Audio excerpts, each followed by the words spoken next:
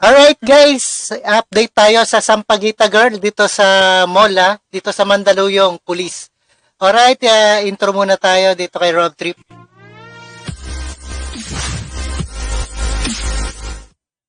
Alright guys, sa mapagpalang araw sa inyong lahat. Sampaguita Girl, tinaboy ng gwardiya, legit estudyante pala to at hindi sindikato. Ang sinasabi ng iba, sindikato daw ang bata na yan. Pero isang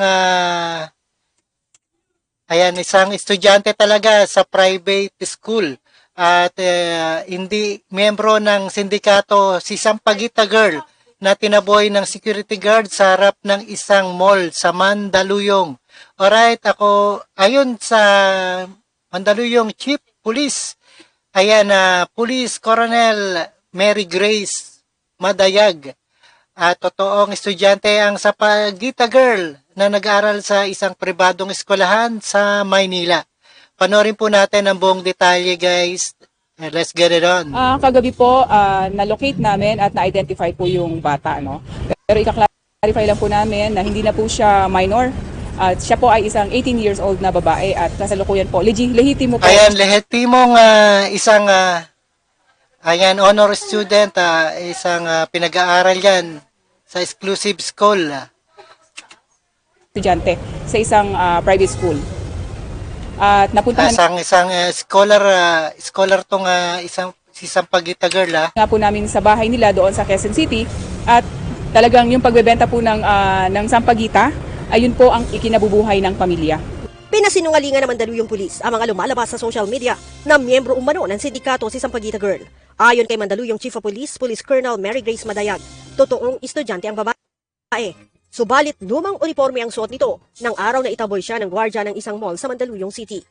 Nagkataon na on that day, yun ang suot niya dahil pambahay niya na ngayon. Kumbaga, ipinapalit niya pagkagaling niya sa eskwela. But there are times din na naka-t-shirt siya. Nagkataon na since pambahay niya na yun ang suot niya that time na nangyari. Estudyante talaga pero ayan daw ang pambahay, no? Ayan ang pambahay na suot ng Sampaguita Girl. Ang insidente. Sinabi ni Colonel Madayag, medtech student at scholar ito. Scholar, isang medtech sa pribadong eskwelahan tong si Sampaguita Girl. Alright? At tinago na lang ang pangalan. Base sa obserbasyon ng Mandaluyong Police, nang puntahan ang mga ito sa bahay. Ang pinagkakataan po ng mga magulang is pagbebenta po ng sliced fruits sa kalye, no? Nagkakariton. At yan nga po. Mga nagkakariton, no? At mga nagtitinda ng prutas. Yung pagbebenta ng Sampaguita. At yung nga po, nabanggit ko kanina, nakaka-demolish lang ng bahay nila. So yung pinag-ipunan nila na tuition fee sana nila, kasi 50% na lang naman ang binabayaran nila sa kanila. Kaya kalahati, no? 50% dahil scholar nga tong si Sampaguita Girl.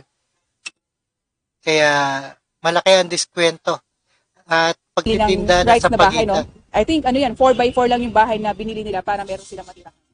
Pinipili umano ng bata na magbenta sa harap ng mall sa Mandaluyong dahil marami ang bumibili doon kumpara sa ibang mall. Gayunman, sinabi ni Colonel Madayag na wala pang desisyon ng pamilya kung magsasampa ng kaso laban sa gwardya. Pero ang Supervisory Office for Security and Investigation Agencies o SOSIA nagpadala na ng SOMON. Nagpadala na ng SOMON ang agency, no? Ang SOSIA. Samahan ng mga gwardya yan, no? Alright? Sa security agency nito at sa naturang gwardya. Ito'y upang mag-report at magpaliwanag hanggang Lunes. Sakali aniyang mabigo ang security guard na magpakita sa SOSIA sa Lunes, kailangan magpaliwanag ang security guard na nagtaboy sa estudyante para imbestigahan kung ano talaga ang pangyayari. Alright? Ari na itong maharap sa kaso. We will initiate na filing of administrative complaint sa security guard at yung proseso na. Ibig sabihin, after that, pasasagutin na po sila ng kanilang counter affidavit para po doon malalaman po natin nga kung merong liabilities, both the security guard and the security agent. Ang insidente ay nangyari noon pang December 17. Nire-upload ito noong Miyerkules ng gabi ng isang vlogger December 17 pa, no? Ng iba't ibang reaksyon mula sa mga...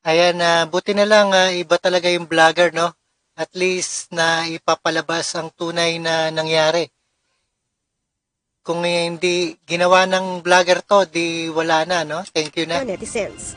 Leia. Alright guys, napakinggan at napanood po natin ang ating reaction video dito kay Rob Trip. Update sa Sampaguita girl na tinaboy ng gwardiya sa isang mall. Estudyante at scholar itong si Sampaguita girl at hindi sindikato.